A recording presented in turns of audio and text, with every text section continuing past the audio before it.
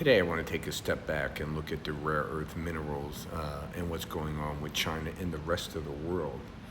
Whether people are aware of it or not, there have been automobile lines shut down in Japan, India, all across Europe, and here in the United States, we're already shutting them down.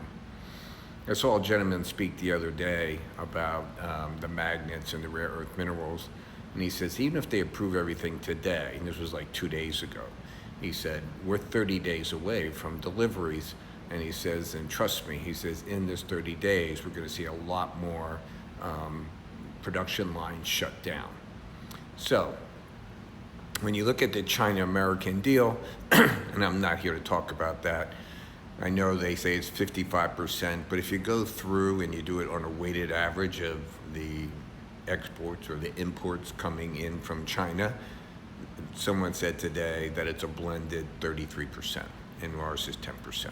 So that's right. And by the way, we didn't change them from before. So this deal was all about one thing, us getting rare earth minerals. Now, we did give them ethane, which they need. We also loosened up some rules around chip manufacturing software. Three companies are now able to trade with China again. And I forget what the other thing was. It wasn't a big thing. So here's what I really want to talk about. We've been saying from the beginning of this transition of moving from the great central bank financial era into this new era, which remains unnamed at this time, okay?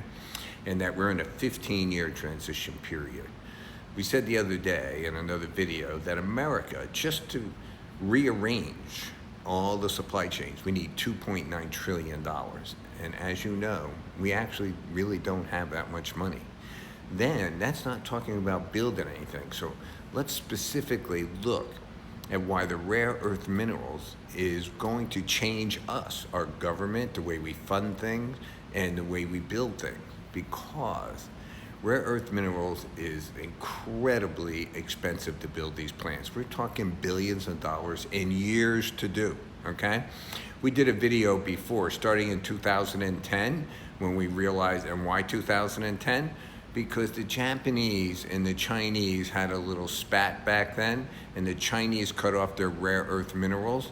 And so for the first time in 2010, everyone realized, wow, something's happening, okay?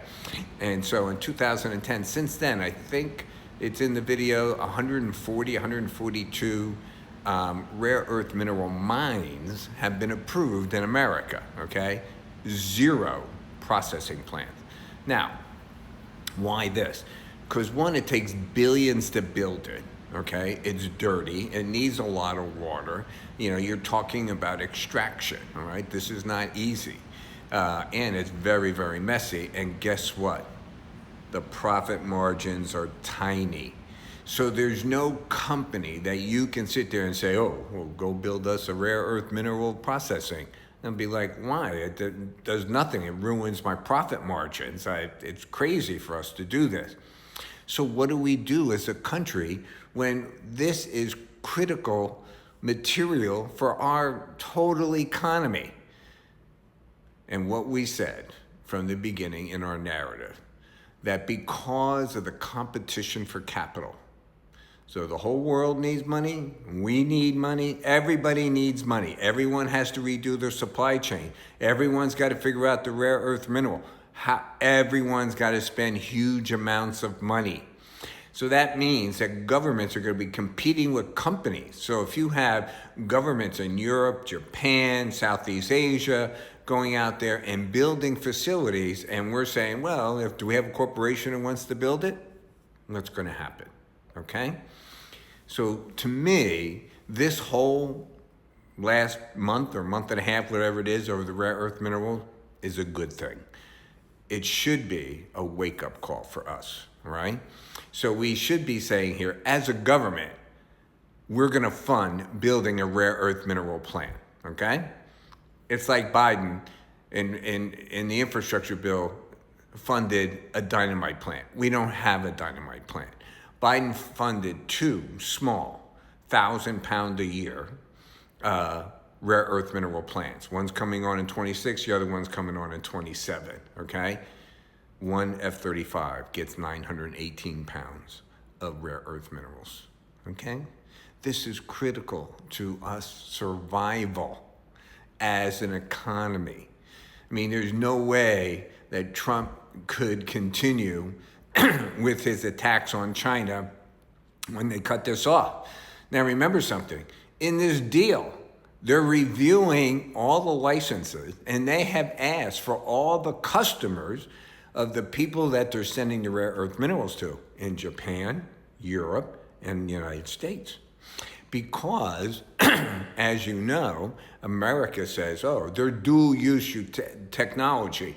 We cannot send them that because they can use it for civilian use or they could use it for military use. Well, guess what?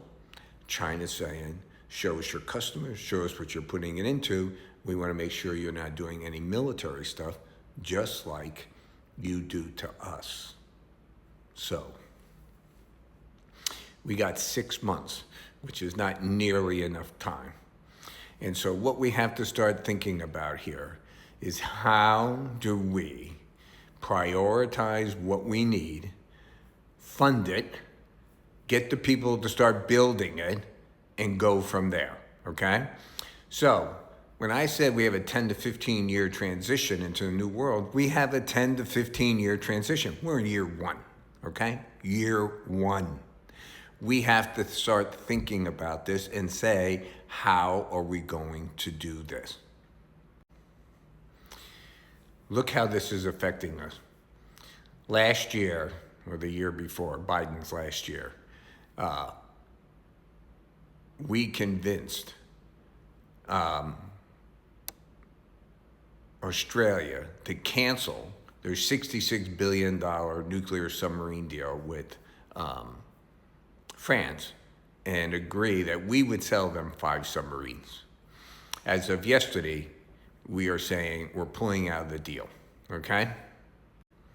Why are we pulling out of the deal? Well, there's a delivery schedule on this, and we'd have to build 2.3 submarines per year to fulfill our needs and to fulfill Australia deal that we cut with them. And we're building at 1.3. And we have no ability to increase that whatsoever. We actually do not have the capability of doing that. Now, we've already done a several videos on our Navy and how far behind they are and how we have to build more ships, and that we're actually talking to Japan, who we're going to tariff to build ships for us, 2 aircraft carriers. So again, how do we prioritize? How do we identify? How do we finance all the things that we're going to need if we're going to go down this road that we've adopted under the Trump administration? Again, I'm not saying it's wrong. As anyone knows my feelings on Trump, he's just an accelerator. We're going to go do this no matter who is president. Biden was tougher on tariffs than Trump, okay? It's the fact. They're the numbers. So this is not about Trump. This is about how the United States is thinking through these issues. And we just got our comeuppance, right? I mean, Lundich had to come out and say, no way that these tariffs are changing. No way. Because if we do go back and change them again, then China's going to really cut us off. And what are we going to do then? So, what do you think we should do? Should we form some kind of commission? Should we then identify the technologies that we want to dominate? And, to me, do we want to make sweaters and shirts and pants in America? No, we shouldn't be even tariffing them, in my opinion, okay? What's your opinion? What do you think we should tariff? What do you think we should identify as the most important things for us to achieve so that we can be successful in this new world that's coming at us, whether we like it or not, whether who's president or not, it doesn't matter. Going back is not an option. It's over.